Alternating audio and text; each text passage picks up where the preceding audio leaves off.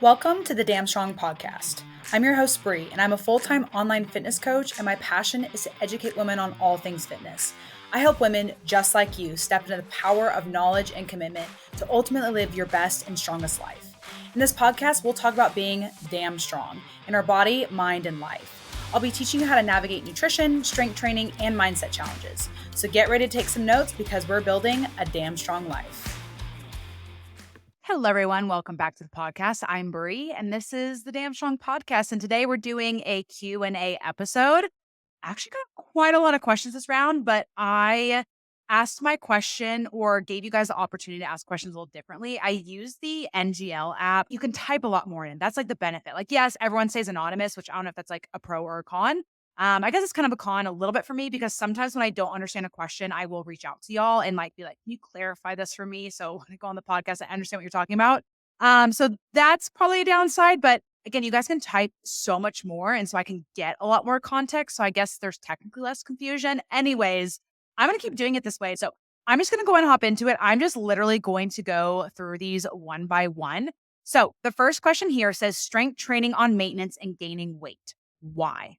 Great question. So the first question to ask is how fast are you gaining weight, right? So if you are at maintenance and you're strength training with the goal to put on muscle, something physically on your body is going to weigh more. So if you are eating at maintenance and you're strength training for a year, and then over the course of the year, the average of your weight goes up, let's say 3 pounds, okay, you most likely put muscle on is what happened. So my first question is, how fast is this weight gain? Are you gaining like 4 pounds in a month? Are you gaining like half a pound a month? Are you, what is the rate of this weight gain? Because if you're gaining like 4 pounds a month, more than likely you're having fat gain, which means that your maintenance is not actually your maintenance. It's actually a surplus for you. So the first question is to understand how fast you're gaining weight. There's this like brain twist that happens when you're like a female and you're building muscle and you want to build like glutes and legs and arms, is that you won't fit into certain clothes over time for the reasons that you want, right? Like you're building legs and you're building glutes, like you're going to have to size up in pants more than likely. And that's such a weird thing because we're always taught like we want to be smaller, we want a smaller toned, whatever.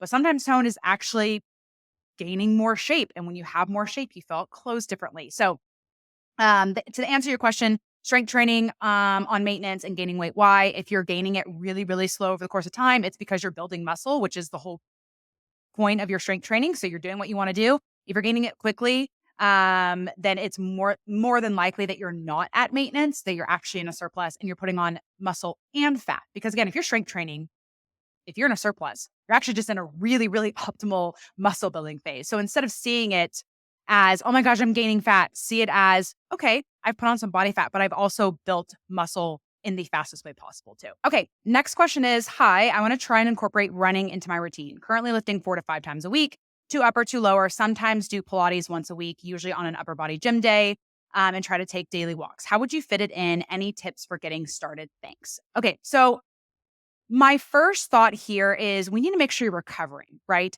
This is a lot. If we take this on the edge of, like you said, currently lifting 4 to 5 times a week, let's just say on a week you're lifting 5 times. So you lift 5 times. On top of that, you do Pilates on a day that you're doing upper, and now you're going to add running. That's a lot. That's a lot of volume. And I know you said incorporate running into your routine. I'm not sure where you're looking. If you're trying to like run 3 times a week, 2 times a week. So you first need to be thinking about your recovery. And second, I would think about what's most important to you, right? Because if you're lifting 4 to 5 times a week and you're only running once, progression in your running isn't going to advance as quickly as you might want it just because your repetition is only once a week. So if you're just like, hey, I just want some decent cardio, I just want to run once a week, okay, we can chat that way. But if you're like, hey, I really want to work on my running, I'd love to run a 5K.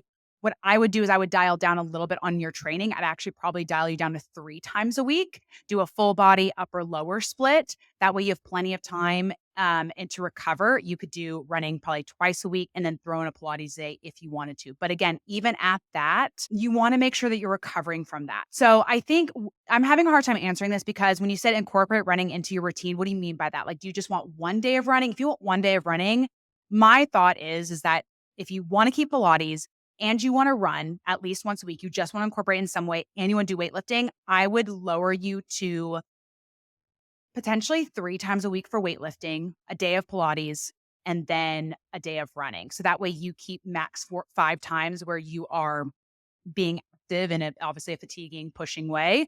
So we at least have 2 days of recovery.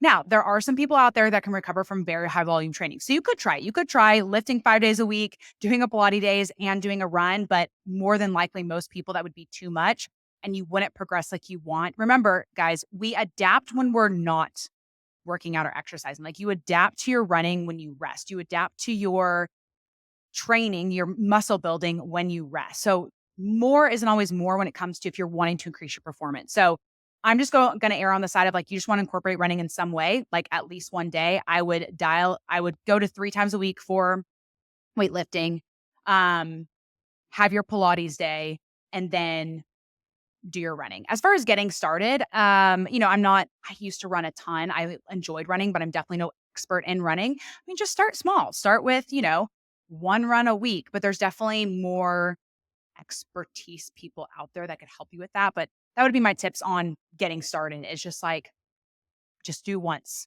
You could be at the gym, set 10 minutes, go for a 10-minute run, and then you can build on top of that. Same thing with like weightlifting, right? You start somewhere. You grab a program and you head to the gym and you're guessing on weights. You're not really sure what to pick. Okay, next question is how do I load a trap bar? I want to use it for RDLs when the barbell rack is taken, but I'm too scared to look like an idiot. Okay, for those of you who don't know what a trap bar is, it's also known as a hex bar. Ooh, sorry, I just smacked my computer if y'all saw that on the video.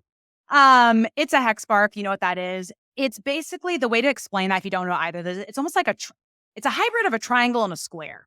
Okay. And so imagine like a diamond slash square, if you're watching the video and you can see my hands. Imagine like a diamond slash square. You step inside the diamond and square and there's handles on it. And then to the side of the diamond slash square, there's little spokes that stick out. You also could pause this podcast episode and Google it so you can see it. But a tip on how to load it. One, I just want you to know that I'm going to say everyone looks like an idiot, but it's an awkward bar for everyone to load. There's not a single person where there's like not really an awkward way of loading it. For me, honestly, I just lift it up and then I awkwardly slide on the plate. Another option that you could do, and I don't know how to best explain this without showing the visual. Okay. If you're the one who asked this question or you guys are curious, watch the video well, if you're on Apple, you can't see the video. If the hex bar, and I'm trying to explain this, but also show a visual at the same time. If the hex bar is laying on the floor, okay, tip the hex bar up towards you and put your foot on the part of the bar that's touching the floor. So again, imagine a square, okay, and you're lifting one side of the square up towards you and the other side of the square is still on the floor. Put your foot on there. And then as you're holding the top of it, you can then slide your plates on that way. The spokes will be up off the ground. That is one way to do it. I hope that made sense how I explained it. If not, you could YouTube how to load a hex bar. And I guarantee you there's some videos on there of people showing that technique so you can get a visual. Okay, next question is, I asked this on your story, but I didn't give enough info. I wanted to ask about functional metabolic workouts that I see on TikTok, etc. They're like Metcon / EMOM / 40 seconds on, 20 seconds off style workouts. Do you ever do those kind of workouts? What do you think about them? So do I ever do those type of workouts? No. They're just not specific to my goals. I don't have anything wrong with them. But my goal is to build muscle. And so if I want to build muscle, I need to be strength training and progressive overload. And that's my goal. A lot of these 40 second on, 20 seconds off EMOM, they're very cardio based, which again, nothing wrong. These are all very like HIIT kind of workouts, like high intensity interval training kind of stuff. So what I think about them, I don't think there's anything wrong. If that's the only way you can get active is pulling up like a YouTube video of an EMOM workout and that's how you get active every day, awesome. If your goal is to build muscle, then this is where I'd be like, okay, we really need to be lifting weight. We need to be pushing close to failure and all that kind of stuff. So there's really no exercise that I have anything against for the most part that I can't think of anything else in my head that I hate. Like, I don't hate Orange Theory. I don't hate F45. Like, I don't hate all these Pilates or anything. I want people to be active at the end of the day. However, if you are going to Orange Theory, if you're going to Pilates and expecting to build a big dumpy truck booty, like it's not going to happen. You need that progressive overload. So it's more so the problem I have is people's expectations. A lot of people do these like high intensity exercises because it's like better for fat loss. If anything, strength training is the best thing for fat loss because you're telling your body, it's not because it burns fat, it's because you're telling your body, hey, we need this muscle. And so therefore your body's like, oh, okay, I'll only pull from fat.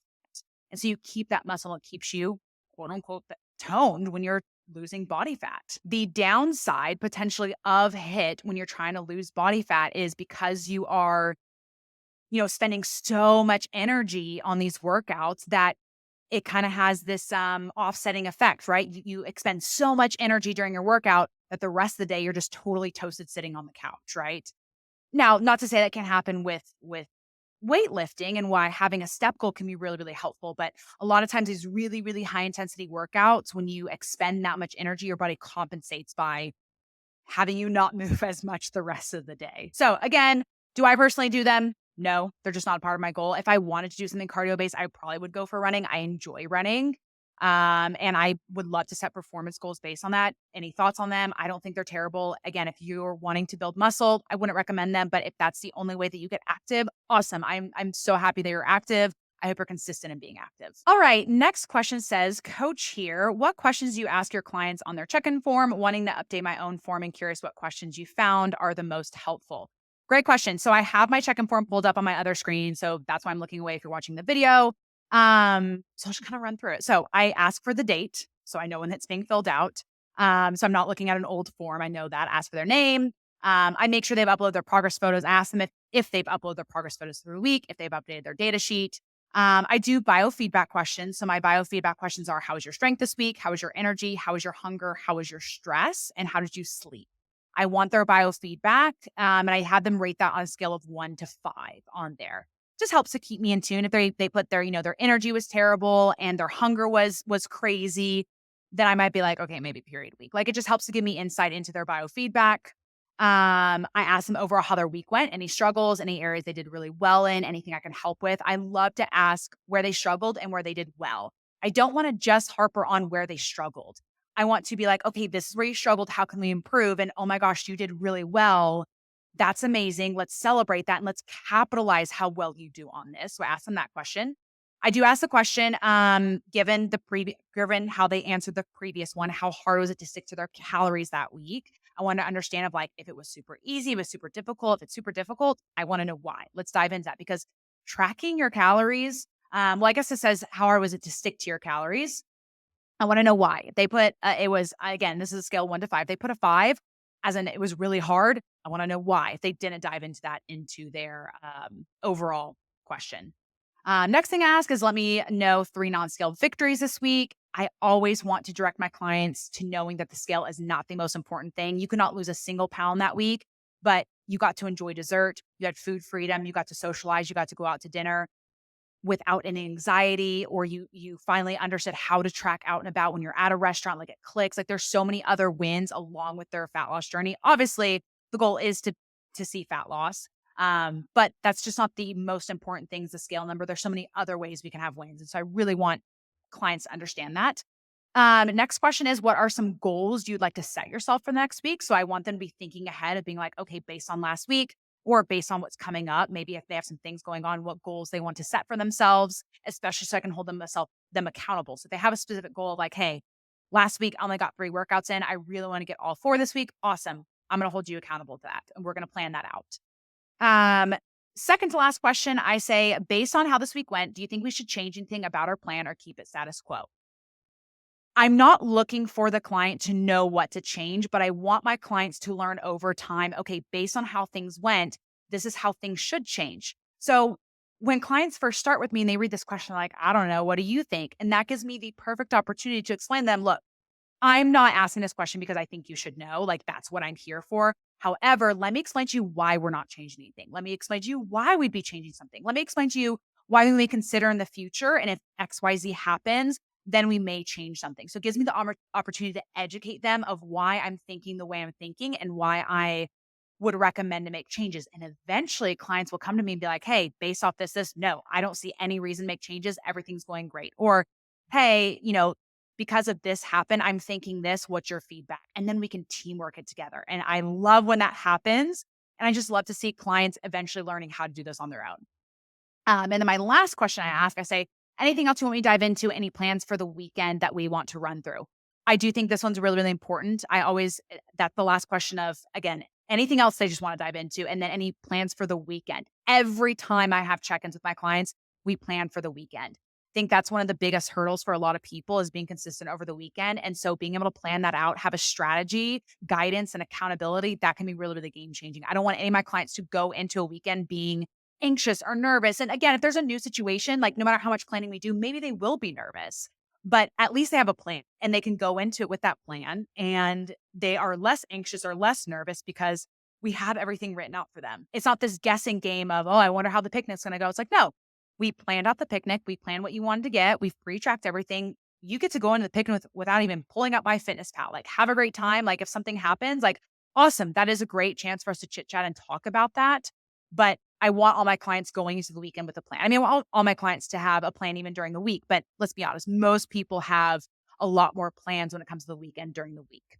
Now, something else that I add to my check-in, and I haven't done this recently, and I'll explain why, but for most of my coaching career, I do a what would you call it? Like just a random question, and it's usually educational based, like how many calories would you have to consume to gain a pound of fat? What is something from your childhood that you feel like affects you today in your relationship with food? Like I'll ask all these different, and the question will change every single week. I think it keeps things interesting, but it also allows me to do a lot of mindset work. Now, recently, the last couple of weeks, I haven't had a question. I don't want to force it. I usually try to come up with this question from the previous week. Maybe I see something on social media, something happens to me personally, or something's going on with a client or multiple clients. I'm like, this would be a great talking point. So I usually do what would you call it? Like, there's a word that I'm looking for, not roulette, but like just I do a random ever changing weekly question. And sometimes they're simple. Sometimes like, what's the most favorite concert you've ever been to? Like, I just want to learn about my clients. Like, do you even like music? Or yeah, it was this concert I went to with my mom, back when I was young. I love to learn about my clients too. So normally it's educational, but every once in a while I'm like, I wonder what everyone would pick if they had a superpower. But a lot of times it is educational of like, whether it's mindset, or just like simple science stuff. Okay. Next question says, no worries if this is too personal. Nothing's ever too personal, y'all. What underwear won't show lines with my leggings/shorts? I've tried so many. I'll be honest, personally, I don't wear underwear with my leggings and shorts because I found that's the best way. However, I do have some Amazon ones that work really, really well. I can't relate. Oh, I could link them in the show notes. I will link my underwear, my thongs from Amazon that I find work really well under shorts. And maybe you've tried these before. I personally just don't wear underwear with my shorts, but whenever I do, occasionally I will. Sometimes I'm just feeling it. Sometimes when you're on your period, you just like, I don't know. I just feel like wearing underwear when I'm on my period. I will wear these and I feel like they do a really good job. However, I will say this. I don't have a solution for any light colored shorts or leggings. Like if it's like yellow or orange or pink, like pretty much everything shows through, even like a nude color. So it's usually darker colors that I would wear a thong. But anyways, I will link it in the show notes for you guys. Okay, next question. Is Pilates a waste of money/time? No, I don't think Pilates is a waste of money/time. Now, if your goal is depending, right? I kind of talked about this, not realizing this question was coming up. If you are trying to build muscle and get really strong, I would say yes, Pilates is a waste of your money and time. If you're like, hey, I really want to be active. I want to do something I enjoy. I like doing a class like Pilates because I pay for it. It holds me accountable. I go weekly, multiple times a week. Awesome. Do it. But I would say over time, I would love for you to implement strength training so you can get strong. When I think to my training, I mean, yes, strength training and getting strong and building muscle and the aesthetics behind that is so much fun. But, like, at the end of the day, even if I had no aesthetics from it, if I couldn't build quads, if I couldn't build glutes, if I couldn't build shoulders, biceps, whatever, I would still strength train because I know at the end of the day, that's what's gonna give me a long and lasting life. I wanna be able to fall down when I'm 80 years old and be able to stand back up and pick myself back up, right? I don't wanna fall down and break a hip and have to get surgery, and then I'm bedridden for the rest of my life, right? So my goal with that, is I want to build and get as strong as possible until the inevitable I'm gonna say inevitable decline. But and as it, at some point in my life, it's going to get harder to build muscle, right? So I want to maximize my age as much as I can and builds not saying if you're older, you can't build muscle. Okay. If you don't follow Joan, Joan, I think it's Fit with Joan or something with Joan, something with Joan. You don't follow her. She started her weightlifting journey when she was 70. You need to follow her. If you don't follow her, go follow her. She is the biggest inspiration, period. Like she just proves that age is a number. Actually, you know what she proves even more? You can start your journey at whatever age. I think so many people are like, oh, well, I'm 50. Oh, I'm 60. Oh, I'm 70. Like it's too late it's never too late. Never, ever, ever. And she is one of my biggest inspirations, like of all time. Okay. Next question is been doing a quick little 10-minute cardio burst after my strength training days. Just for a quick calorie burn and some steps. Is this interfering at all with my strength training goals? Should I just do something like walking later versus right after? No, you're totally fine to do this. I know some people are going to hear this because you said just for a quick calorie burn and some steps. People are like, oh, quick calorie burn. Like she's doing 10 minutes. Like, is this superior? The difference between walking and running when it comes to like calorie burn and steps is one just takes less amount of time, right? She is able, let's say if it takes her 20 minutes of walking to get 2,000 steps, in 10 minutes, she can probably get, she can get 2,000 steps, right? Just cuts down on time, right? So running a mile and walking a mile is roughly the same amount of calorie burn. You just accomplish that mile quicker when you're running. So first of all, I just want to say that's part of your question. That's actually not part of your question. I wanted to point that out, but I want to say you're not doing anything wrong by after your strength training, whether that's lower or upper, just doing a quick 10-minute sprints. No big deal. You're going to be totally fine. It's not inferring on your strength goals at all. If you were like after a lower body day, like going and running like for 30 minutes, like doing like a 5K 3 mile, I may be like, maybe not the best option. It's not terrible. But just a quick 10-minute cardio burst. Like you're just, hey, let me just get some steps in. Let me get some, with calorie burns with that. Totally fine.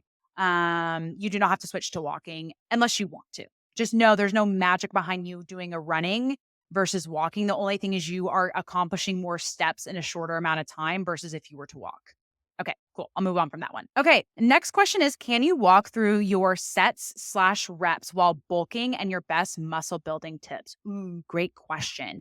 So really nothing changes for me personally and even clients when it comes to training when I'm in a deficit, maintenance, or a bulk with a little asterisk there. Now, when you are in a bulk and you have more food, you have the potential to recover better. So when I'm in a bulk, I have played around with adding more volume. I haven't really committed to it, but it is very possible that you could handle more volume when you're in a bulk. So sets and reps, like right now, I mean, I've done my group training program for what, year and a half, 2 years now. I did it through my bulk actually, but sets that I do my group training, it's always 3 sets. Well, occasionally, right? We may change something.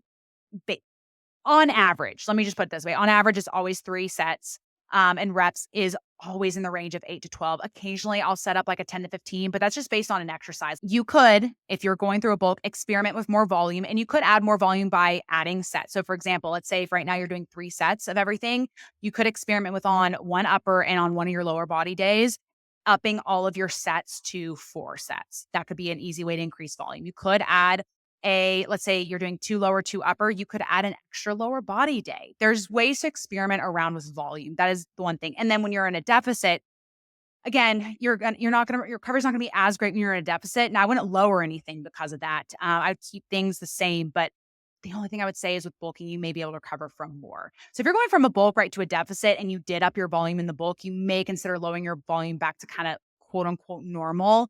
So that way you can recover well. And then my best muscle building tips, gosh, I mean, the first one is going to be pushing to failure. I feel like so many of us don't train to failure. We think we do. We stop when it burns. We stop when we get tired. We stop when we just don't want to do it anymore. Or you stop at the top of the rep range. I feel like that's the most common thing. So if you're in my group training program or you're a client of mine, I very often program 8 to 12 reps. And so a lot of times I see people will stop at 12.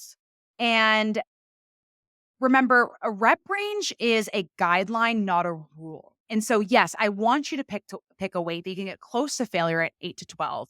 But if you get to 12 and you're like, I'm not close to failure, you can hit 13, 14, 15 reps. And then you can adjust and be like, okay, I got 15 reps. Let me up the weight by 5 pounds and see that knocks me back down into the rep range. So I think the biggest tip I can give you for building muscle is be working close to failure. If you don't know where that is or what that means or whatever, experiment with that.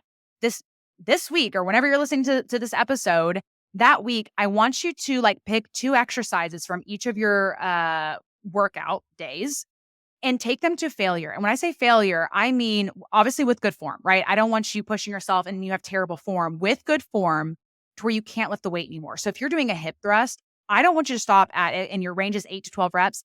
I want you to load up the weight that you normally put on there and forget about the 8 to 12 rep range. I just want you to rep that hip thrust until you physically cannot lift it up to lock out for another rep and see where you end. Maybe you end at 15. You're like, oh, wow, I'm actually a lot stronger. Maybe you end at 20 reps. Maybe you get to 30 reps. You're like, crap, I'm still not to failure. I massively need to up the weight. So if we're not training hard enough to tell our bodies they need to adapt, you're never going to adapt. You could have the perfect protein intake. You could be in a surplus. But if you're not working close to failure, you're not telling your body to adapt. Right. So there's other tips. Like obviously, if you're the best muscle building tip I can also give you is like being in a surplus. But you don't have to be in a surplus. It just makes building muscle faster, right? And getting adequate protein intake and rest and sleeping. Oh my gosh, remember, you don't build muscle in the gym. You build muscle when you rest. But all that aside, if you are not pushing yourself close to failure, you're not going to be building much muscle because you have to convince your body that it needs to adapt. And how we do that is by working close to failure. When I say close to failure, you don't have to be taking your sets all the way to failure every single time. You should be within like three to 0 reps of failure. And what that means is, let's say you are, again, going back to hip thrust, you're hip thrusting whatever weight and you get to 12 reps and 13 would have been complete failure. You couldn't get another rep and you ended at 12. You're within that 3 to 0 left in the tank range. So that's my biggest tip for building muscle. Okay, last question here. It says, in the middle of my vacation and your program signups, tips on how I should organize my workouts these 2 weeks. I feel a little lost. So it sounds like what's happening is she's currently in my group program. She's going to start her vacation on deload week. Beautiful. Awesome. You don't have to work out on deload week. And then she's also going to be on vacation when our new program starts on week 1. My advice is just jump right in when you get back. If she wanted to, she could, since she's going to be on vacation for 2 weeks. No, she's going to be on vacation during deload. Yeah, I would just jump back in. That's my number 1 tip is when you get back and we're on week 2 and you miss week 1, just jump right in where we're at. Now, I will say you'll have to take in 2 weeks off from working out. I would not jump in again. If you're my group training, you're familiar with RIR. I wouldn't do the RIR week 2. I'd probably work in and do like a 3-2-1 RIR, maybe even like a 3-2 and maybe stick at only 2 sets just to see where you're at. Not the worst thing that could happen. What I don't want is for you to come back after 2 weeks not working out and you go balls to the walls and do a 2-1-0 RIR and you get really crazy sore and you're so sore that you hardly even can work out the rest of the week. So come back in, probably maybe just do 2 sets of everything. And I would keep it around a 3 RIR. And then the next week you can build on that. All right, guys, that is all the questions for this Q&A. I hope you enjoyed it. Just to let you know, I try to do these Q&As once a month. So just be looking out on my stories. I hope you enjoyed this podcast. If you did enjoy it, a free way to support the show is a screenshot shared your stories. I always appreciate that. Or if you don't want to do that, leaving 5 stars on Spotify or leaving 5 stars and a review on Apple Podcasts. You guys don't understand how much that helps me and that helps the show. Even if you don't share on your stories, like just leaving a review, 5 stars or a review on Apple, I appreciate it more than you guys know. All right, guys, I will catch you on the next episode. Bye. Thanks for listening to another episode of the Damn Strong Podcast. Show me some love by leaving a review and sharing a screenshot of this episode on your Instagram stories. Until next time, stay strong.